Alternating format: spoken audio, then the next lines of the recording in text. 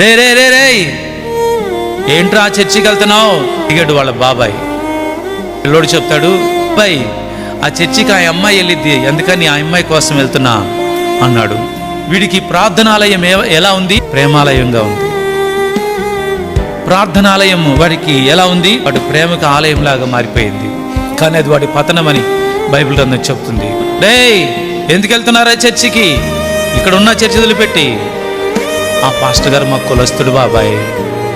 కులస్తుడా? దురాభిమాన పాపం. అభిమాన పాపం. అభిమానం వేరు, దురాభిమానం వేరు. ఆ చెడుతనం కోసం, ఆ వ్యభిచారం కోసం, ఆ బిడ్డతో ఆ పాపం కోసం ఆ చర్చికి వెళ్తున్నానని వాళ్ళు కొందరైతే, కులం కోసం చర్చికి హాజరవుతున్న వారు మరికొందరుగా చెప్పారు. ఇదంతా దురాభిమాన పాపం అంటాను నేను. అది పాపమే, అది దురాభిమాన పాపం.